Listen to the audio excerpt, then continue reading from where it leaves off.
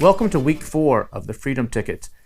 We're going to start off this week talking about where in the world can you find product ideas. What are you going to sell on Amazon? Maybe you already have an idea in your head, but what if you don't? That's what I want to show you right now. So I'm going to give you several different brainstorming ideas of where you can go to find products. And then as we work through these lessons, we're actually going to show you some tools that you can use and some other really cool methods to actually find products. But I just want to give you a little seed to plant in your head right now of some of the ideas that you can get from just life around you. The first one is everyday life. I mean, you can get ideas from your home, just walking around your house, looking at your shelves, looking in your closet, looking in your bedroom.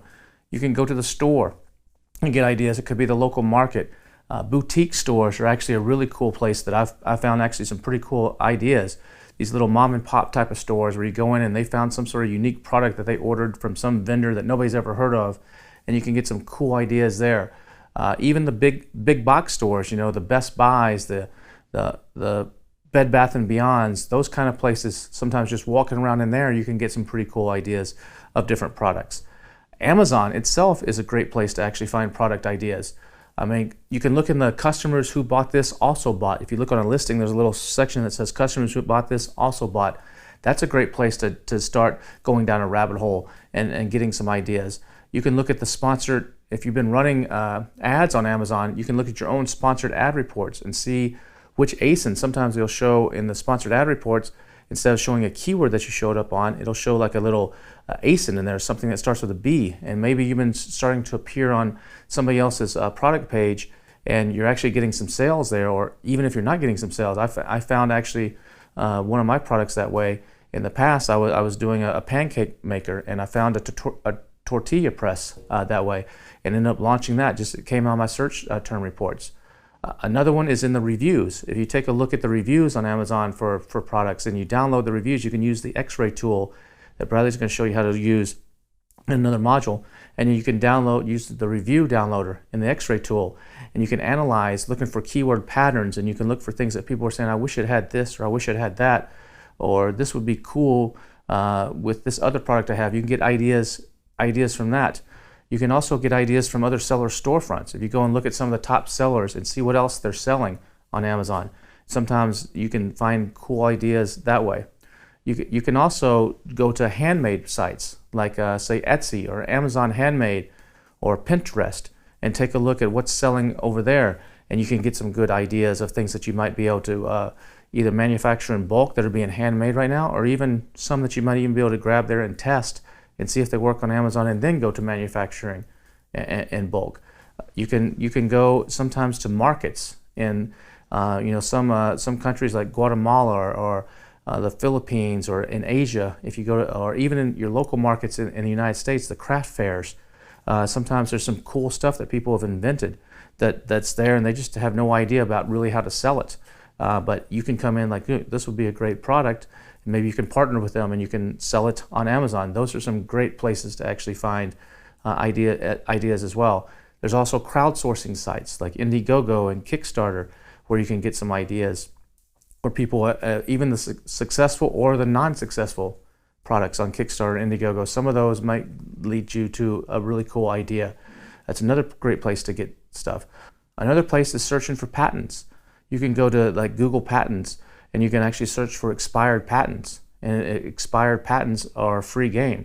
And sometimes some people have invented some pretty cool stuff, and they patent it, but they never actually develop the product. And you can find some pretty interesting things that way. So that's another place where you can find stuff.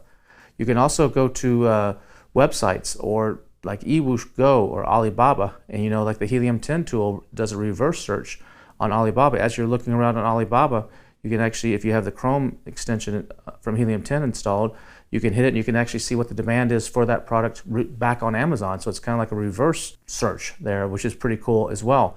You can actually go to those shows too, like the Yiwu Market in China, or the Canton Fair in China, or the ASD Source Direct show that happens in Las Vegas a couple times a year, where suppliers from all over the world come. You can look for industry-specific trade shows. You can go online and type in, if you want to sell beauty products, type in top beauty trade shows in the United States. You'll get a list of shows like Cosmoprof for beauty, which is one of the biggest beauty shows in the world. That happens in the United States every year. There's a whole group of those kinds of shows where you can go and get product ideas, and people have new and innovative things that you might be able to partner with or develop on your own.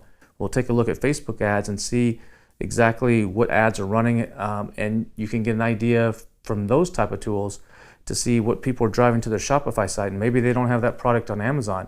You can get ideas from infomercials that are running on television. If you see some sort of infomercial, those could be products that they're creating the demand for, that may have an opportunity.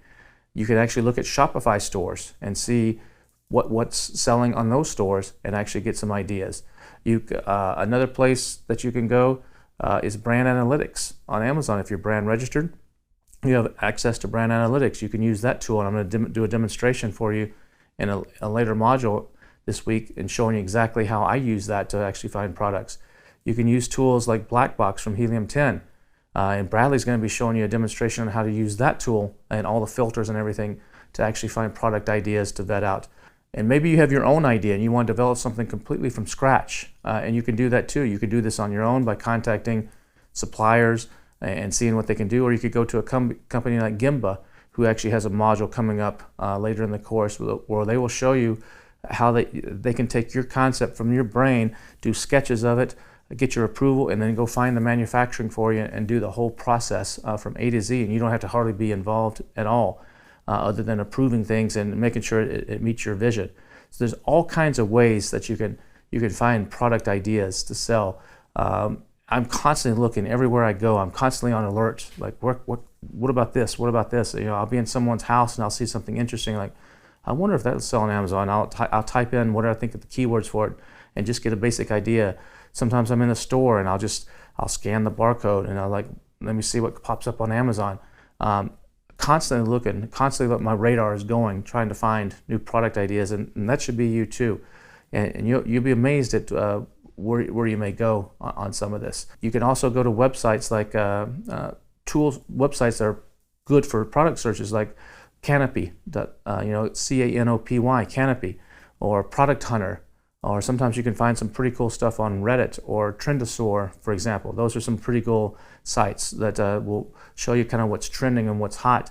We also have someone talking about eWooGo later on in the course, and using the eWooGo website to see what other people are requesting, and you can kind of see what may be going to be hot based on people's RFQs, requests for quotes, and she's going to show you exactly how to do that to find things that are hot. So there's lots of ways to actually find product ideas.